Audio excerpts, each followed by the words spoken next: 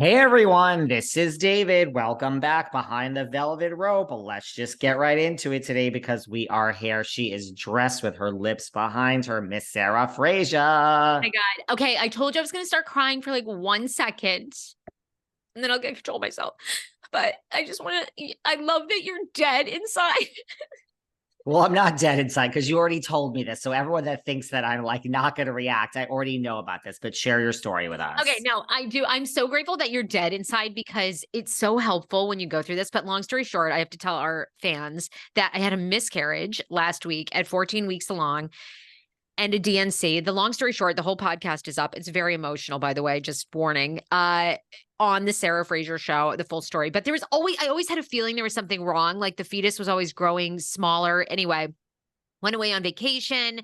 Then we come back for a 14-week check-in. There's no heartbeat, all this stuff. But so I tell the whole story, but I look forward to seeing you because I love you and my brother. Like my brother has no emotions either, and it's so nice. I wonder what it must be like to like Well, have no emotions. It must be great because I'm so emotional.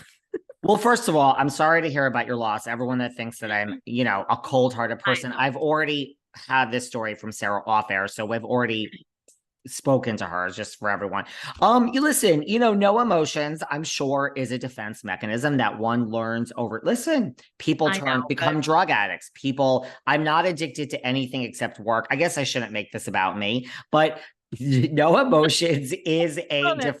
defense mechanism to get you through life. And I don't want any chemical. I don't want to be addicted to CBD or pot or coke or heroin. I don't want to be addicted to drugs, and I don't want to be addicted to alcohol. So this is the defense mechanism that numbs you to the world, and it is what it is, girl. So It's there. good.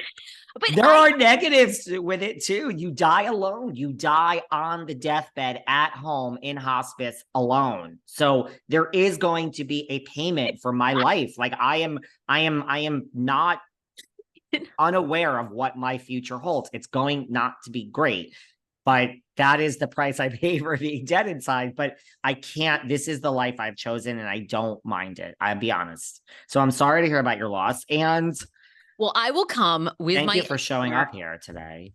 well, I love you. And you've been wonderfully supportive behind the scenes. And I know a lot of people that listen to us have been through what I'm going through and far worse.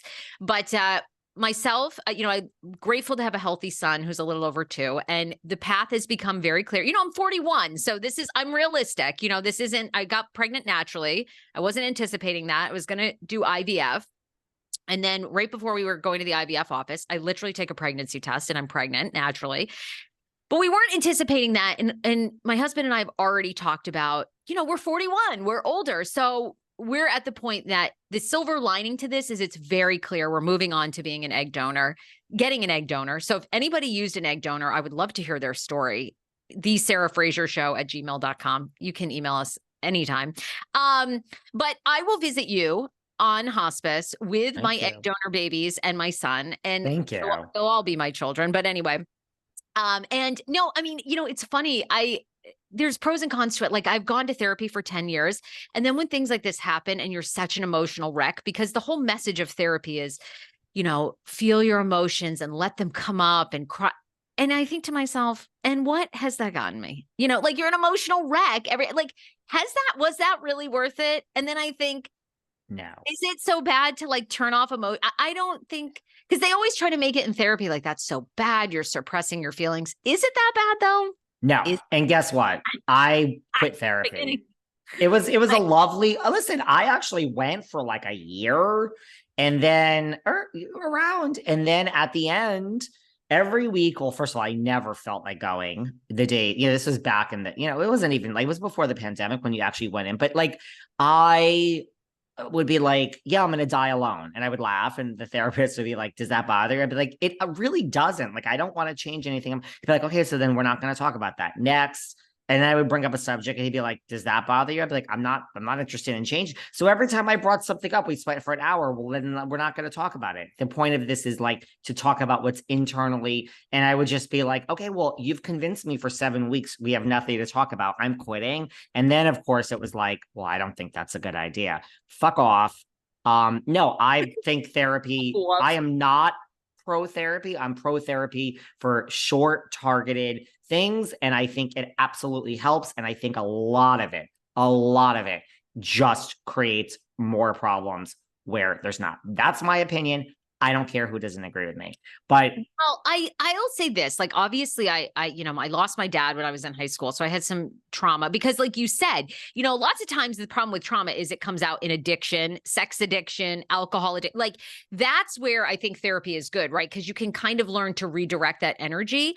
sure. So that in that way, therapy was really good for me in dealing with my food issues because I was obviously overeating and binge eating because of this loss. So it's been really helpful for me. But I think at times in your life, like, you have two choices, right? You can be overwhelmed with grief, or you got to get on with it every day. How can you help somebody else, be of service to somebody? And you've got to just like go through, you've got to just one foot in front of the other, and you can't dwell because I could sit here all day and think of what if that baby, what if I did, but it isn't going to change any of the outcome. The outcome that's going to change is the path is clear. Get an egg donor.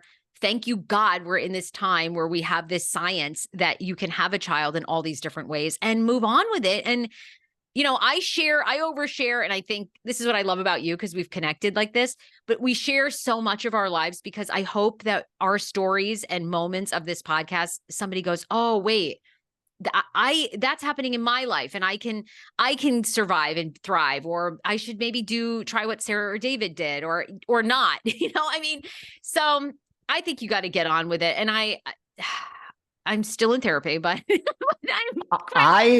I agree with all of that. And, listen, no, I think that therapy is just for everything you said. If you are addicted to food or drugs or alcohol, I think it is so crucial to say, oh my God, I've got the aha moment. Now I know why. Now, Bethenny, I have a friend, Bethenny Frankel, and we're going to talk about her strike very soon.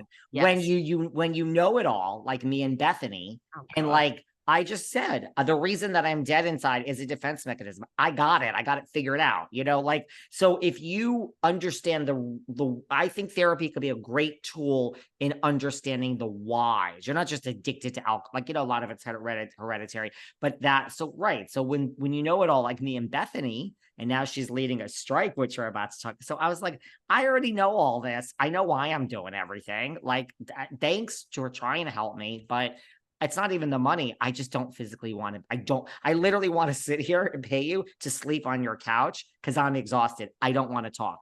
And by the way, just like you say, everyone agrees, like, we help people and with their stories. The last time I said, I think therapy creates a lot of problems. Oh my God, so many DMs. I agree. So for every hater, there are people, each thing we say, as obscure as it is. And listen, before we get into Bethenny's strike, everything happens for a reason. I believe